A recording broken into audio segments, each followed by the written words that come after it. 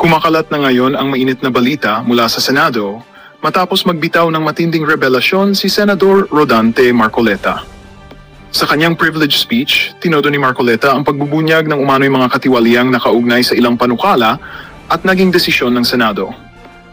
Dahil dito nabulabog si Senadora Risa Hontiveros na direktang tinamaan ng kanyang mga pahayag. Ayon kay Marcoleta, panahon na raw upang malaman ng publiko ang mga isyong matagal nang ikinukubli sa loob ng mataas na kapulungan.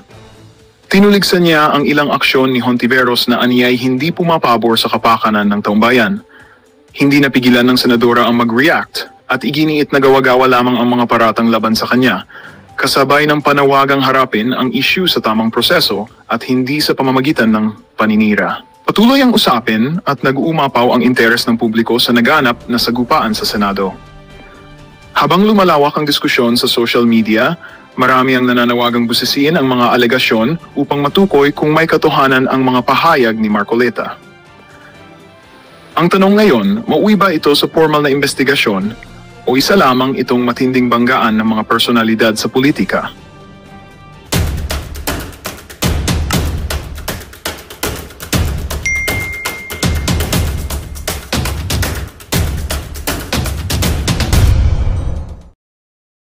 Sara Zimmerman Duterte. In the light of the recent but unanimous decision of the Supreme Court,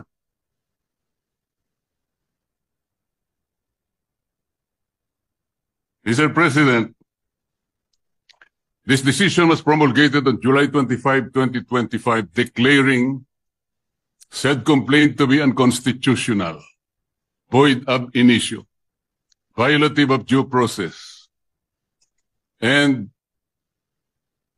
that the Senate, in the first place, did not acquire jurisdiction over it.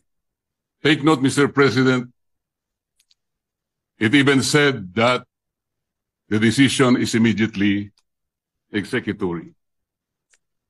But before I continue, Mr. President, let me put on record that the initial proceedings, impeachment proceedings conducted by the Senate in the 19th Congress have never been formally carried over to the Senate of the 28th Congress.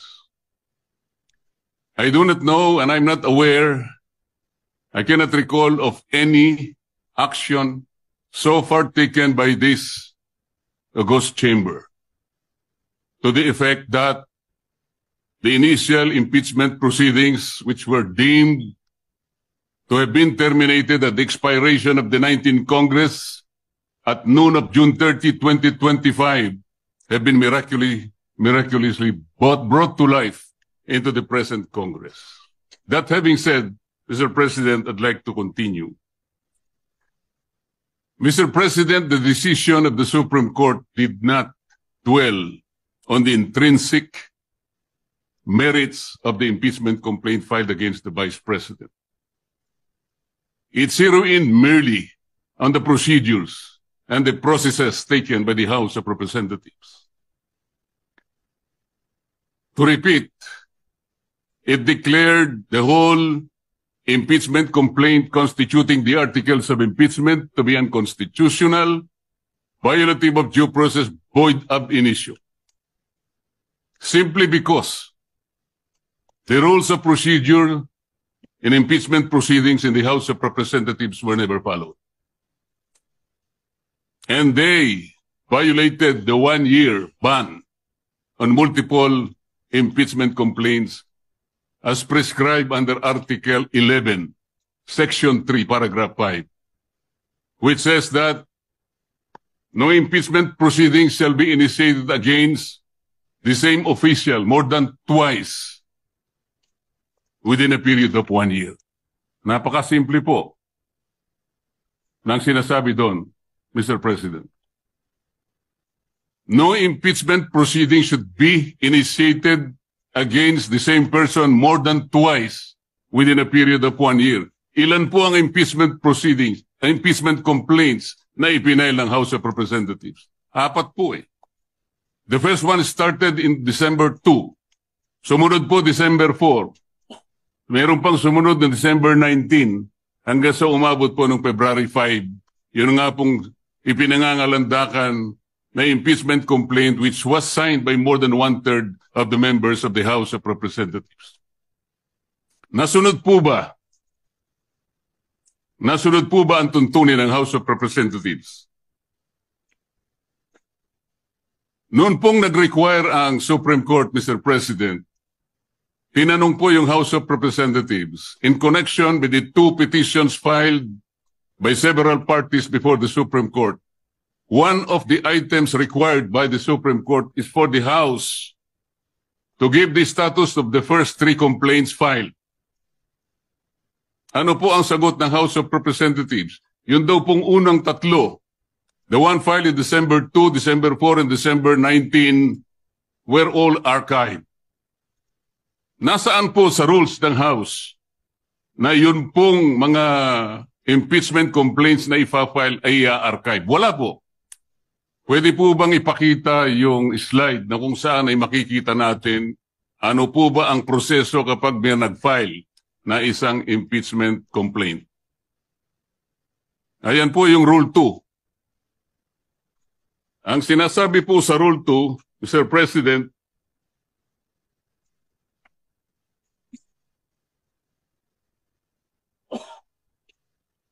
hindi sa Rule 3, sa Rule 3. Rule 2, Section 3.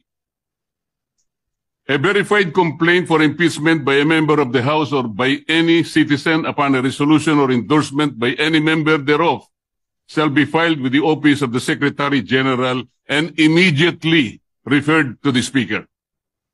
Bakit hindi po nasunod ang tuntunin na ito, Mr. Speaker? Kailan po ni-refer ng Secretary General sa opisina ng Speaker yung impeachment complaint dated December 2, 2024? Kailan po ni-refer ng Office of the Secretary General yung impeachment complaint na i-file noong December 4? Wala po silang sagot. Kailan po ni-refer ng Office of the Secretary General yung impeachment complaint that was received on December 19? Wala po silang sinasabi.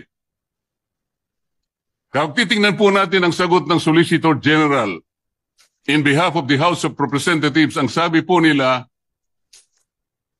the Secretary General diligently referred simultaneously all the impeachment complaints to the office of the Speaker on February 5, 2025. Immediately po ba yan, Mr. Speaker? December 2, December 4, December 19, at isinama po yung February 5, all of them were simultaneously referred to the office of the Speaker on February 5. 2 buwan po ang kanyang ginugol para lang i-refer sa office of the Speaker. Ano po ang immediate doon? Wala po. Wala po silang sinunod. Wala silang ni-refer at ni-refer nga po delayed.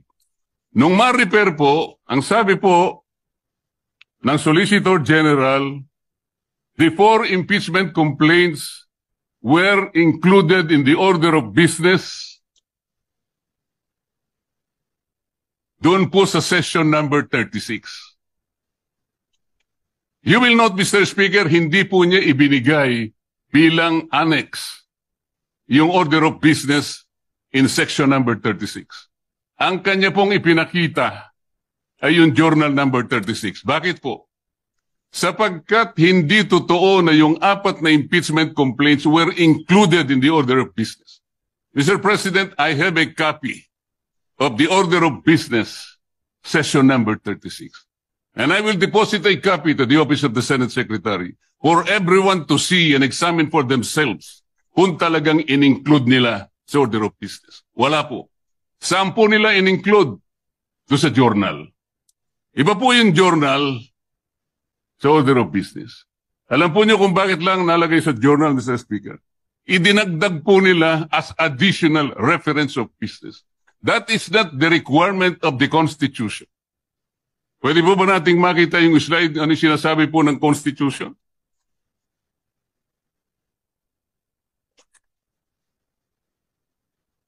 A verified complaint for impeachment may be filed by the member of the House, blah, blah, blah. Ang sinasabi po rito,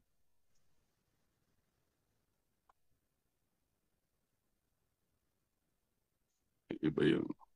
Hindi po yun. Sorry po. Nakalagay po, in-include sa 10th session day. Yun po yung section number 36. Hindi po totoo yun. Ilang violations na po? Kanina po, in-archive po yung tatlong violations. Hindi po ni-refer sa Committee on Justice. Pangatlong violation. 6 na po. Ngayon sinasabi po, in-include po sa order of business. Hindi rin po. 3 violations na naman. 9 na po. At sabi po nila, yung session 36 is the 10th session. Hindi po. Bilangin po natin yung December 2. That was the date when the first complaint was filed, endorsed, and received by the Office of the Secretary General. December 2 is session number 26.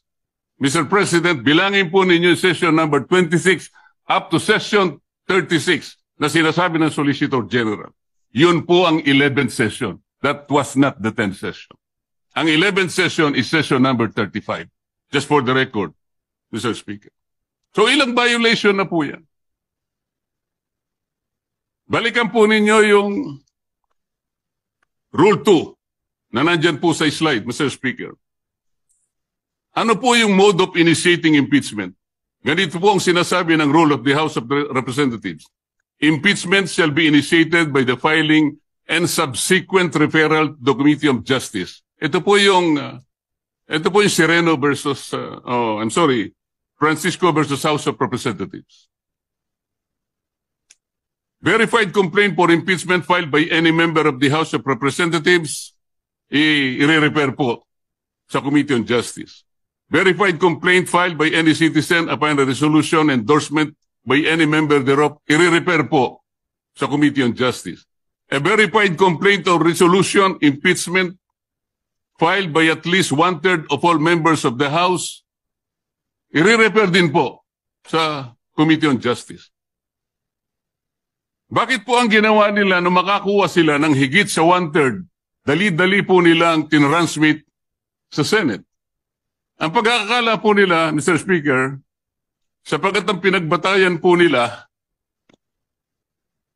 ay yung Rule 4 na kung saan in Section 14 sinasabi po endorsement of the complaint resolution to the Senate. Ang sinasabi lamang naman po noon, Sir President, ay yung pamamaraan kung paano po i-endorse yung impeachment complaint that was signed by 1/3 or even more members of the House of Representatives. Hindi naman po sinasabi doon na hindi na sa i-refer sa Committee on Justice. Bakit po nakalagay dito sa rule? Kailangan i-refer din siya sa Committee on Justice, but they never did. Mr. Speaker, Mr. President. So ilang violations na po ito? You cannot use Section 14 in isolation of Section 2. Hindi po pwede yun. Binigyan po ba ng discretion, Mr. President? Was the House given the discretion to select, to withhold and select from among the 4 impeachment complaints, which will be the one to be transmitted in the Senate in derogation of the 1-year ban rule? Wala po silang discretion. Kung sila po mismo ay hindi sumusunod sa tuntunin. Bakit po ngayon ay napakarami pong nagsasalita? Na parang akala mo ay ang Supreme Court pa ang nagkasala, ang nagkamali. Samantalang ito po, napakasimple po ng tuntunin, hindi kailanman sinunod. Even the 10th session day na sinasabi nila, 11th session day nung ilagay po nila sa order of business, sabi nila. They never included them in the order of business. Wala po. Nasa akin po yung kopya. Ano pa po ang pagkakamali? Mr. President, ipakita po natin yung last page ng impeachment complaint. Pakita po sa slide. Ayan po, Mr. President. Subscribed and verified before me.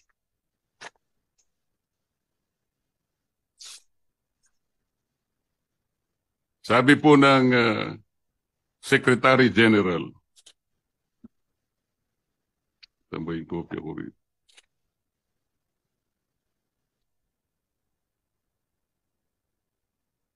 Subscribed and verified before me on this blank day of February 2025. Wala pa pong date. Ito po ba ang verification, Mr. President? Hindi po. Ang verification po ay nakasaad po sa mismong tuntunin ng House of Representatives. Balikan po natin ang Section 3. Ano po ang sinasabi? Section 3, Paragraph 2. An impeachment complaint is verified by an affidavit that the complainant has read the complaint and that the allegations therein are true and correct of his personal knowledge or based on authentic records. At the very least, yun ang dapat na ilagay po. Nakalagay po ba sa verification dito? Ng Secretary General ng House of Representatives? Wala. Ito po'y parang jurat lang sa isang affidavit. Sinasabi lamang po dito, kilala niya yung nagsipirma sa isang dokumento. Na ang dokumento ay naglalaman ng 32 pages. This is not the verification required under the rules of impeachment by the House of Representatives. Ang totoo po, kung balikan po natin ang Section 14, nandyan po sa slide. Isinulat na po sa tuntunin kung ano po ang dapat kopyahin nila para magkaroon ng tunay na verification. Hindi pa po nila kinopya. Mr. President, ito po yung contents ng verification na dapat sana yun ang nilagay nila sa complaint. We, sabi po rito, after being sworn in accordance with law, depose and state that we are the complainants in the above entitled complaint or resolution of impeachment, that we have caused the said complaint resolution to be prepared and have read the contents thereof, and that the allegations therein are true of our own knowledge and belief on the basis of our own reading and appreciation of documents and other records pertinent thereto. Kokopyahin na lang, Mr. President. Hindi pa nakopya. Mr. President, alam mo po, nung ako'y grade 4, yung teacher po namin, binigyan po kami ng isang short quiz. I-drawing ninyo kanya yung Bicol region. Siguro po 1963 yun, Mr. President. Yung Masbate, hindi pa kasali sa Bicol region.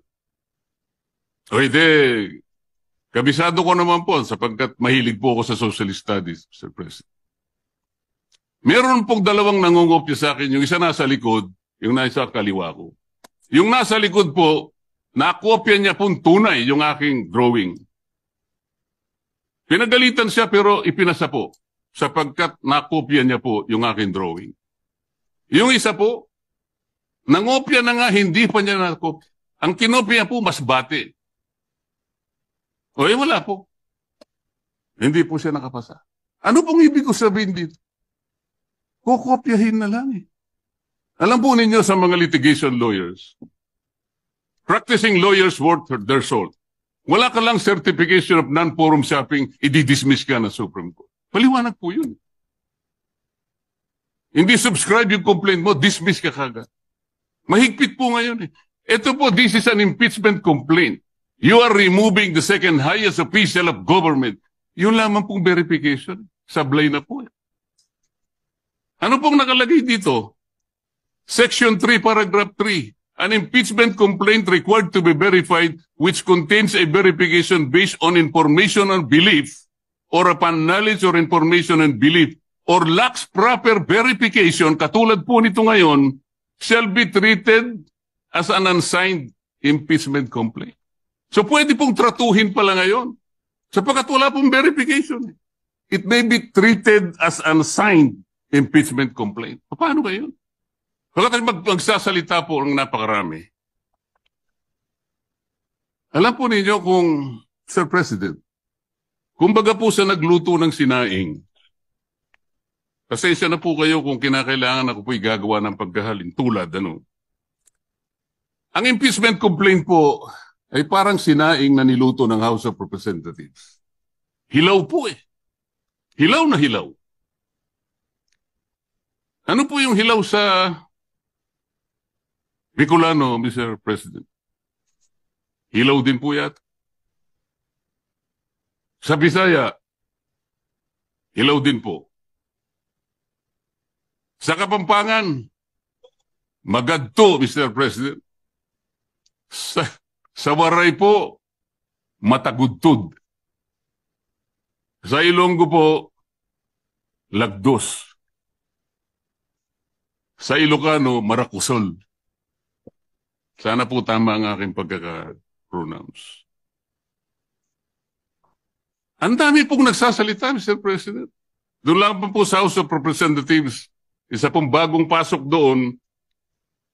Ngunit matagal na pong nagserbisyo sa ating bansa. Naging senadora, naging Secretary of Justice, naging chairman ng Human Rights Commission. Alam po ba kung ano sinabi niya sa isang panayam? Ito po, nakuha ko. Harap-harapan na tayong niloloko. Kakaibang korte ito. Sana sa palengke na lang final ang impeachment case. At least doon, may nagtitinda ng totoo. Sana po, magtinda po siya ng matagudtod na kanin dyan sa Samar. Baka may bibili kaya. Pwede kaya siyang pumunta dyan sa Pampanga po para magbenta ng magadto na kanin. Kung may bibili, baka sakali. Pumunta kaya sa Panay para magbenta ng lagdos na kanin. Wala po siguro, Mr. President. Baka ngayon dagan dingding, hindi pa patusin. Huwag pong ganun. Ang dami na pong nagsipagsalita. Samantalang hindi po nila nakita. Ang dami, kayo po nagsimula ng mali. Hindi naman po sinasabi ng Korte Suprema na kailanman ay huwag kayong mag-impeach, huwag na kayong mag-file. Ayusin nyo lang po eh. Yun lamang po ang gustong mangyari dito. Ayusin nyo. You want to impeach the Vice President, do it in the right way. Hindi naman po tinignan ng merito eh. Ang sinasabi yung proseso, hindi po nyo sinunod eh. Sinasabi na nga, walang impeachment complaint bukod sa isa. Laban sa isang opisyal sa loob ng isang akalain mo namang 4 po kagad ang ipinay. Pagkatapos yung 4, i-consider mo na isa. Hindi naman po yata tama yun, Mr. President.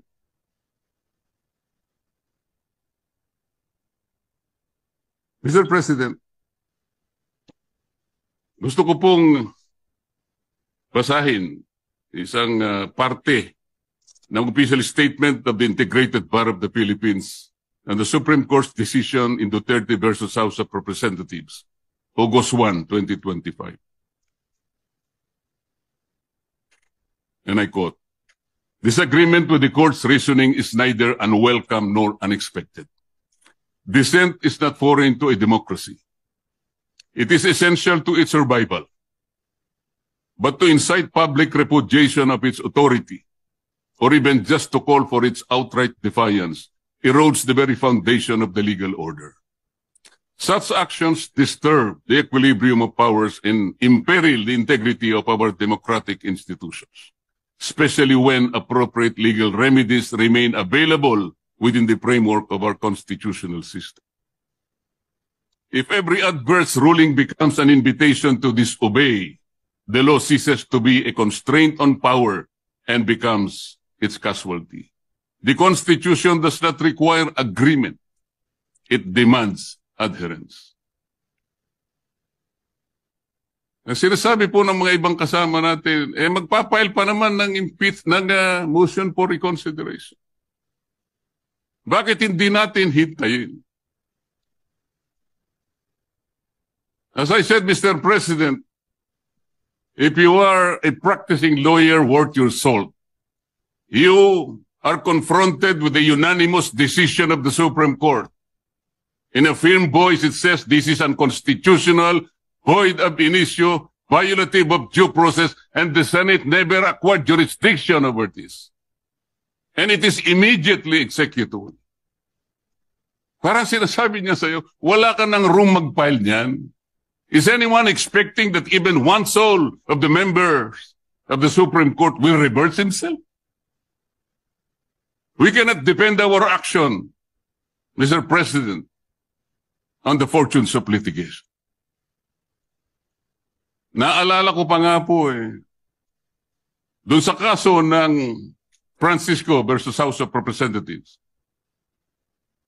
the former Chief Justice Renato Puno, in his separate concurring opinion, naalala ko po ang sabi niya, with the possibility of 2 impeachment complaints reaching the Senate, the good Chief Justice said that the Senate, in the exercise of its primary jurisdiction, can decide the question of whether or not the 1-year bar rule has been violated or not. The Senate can even decide if on its face the impeachment complaint has no legal basis. At ang sabi pa po niya doon, Francisco versus House of Representatives, sabi pa niya ron if the Senate finds that the 1-year bar rule is violated, or that the impeachment complaint has no legs to stand on, that will be the end of the entire controversy. He was saying that let's give all the remedies available to the House and the Senate because of their primary jurisdiction.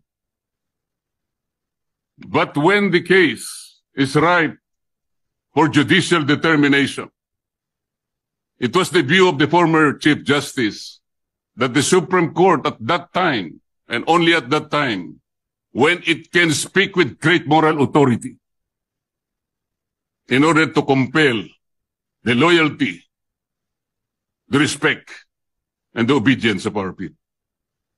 Mr. President, when the Supreme Court negates the actions of a co-equal branch of government, it does not assert its superiority.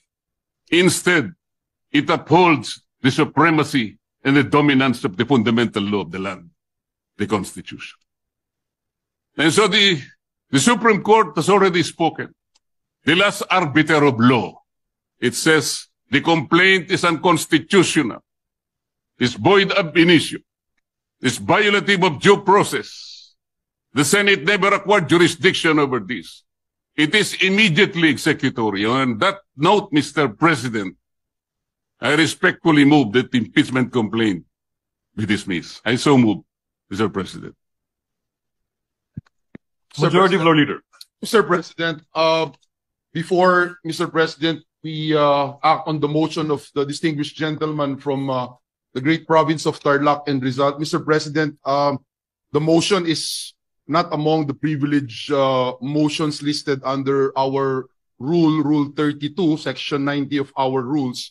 Therefore, Mr. President, it is debatable and may be subject to clarificatory questions. Nonetheless, Mr. President, our movant, Senator Marcoleta, has the floor, and Mr. President, subject to his consent and with his magnanimity, clarificatory questions on the motion may be entertained. In fact, Mr. President, we have some members of the Senate who wanted to interpolate with the permission, Mr. President, of the... What is the pleasure of Senator Soto, our distinguished Minority Floor Leader? Thank you, Mr. President. If the distinguished gentleman from Tarlac favor me with a few questions, I will be gladly accepting his favor. And if the Senate President will allow me, after a few questions, I will make my own manifestation to that effect. The gentleman may proceed. Magandang balita ang hatid namin sa inyo ngayong araw. Sa pagtatapos ng aming balitaan, nagbigay kami ng mga mahalagang impormasyon. Maraming salamat sa pagtutok at pagsuporta sa aming programa. Huwag kalimutang manatili sa mga susunod na araw para sa mga bagong balita at mga kwento na dapat nating abangan. Mula sa boses ng masa, magandang araw, Pilipinas!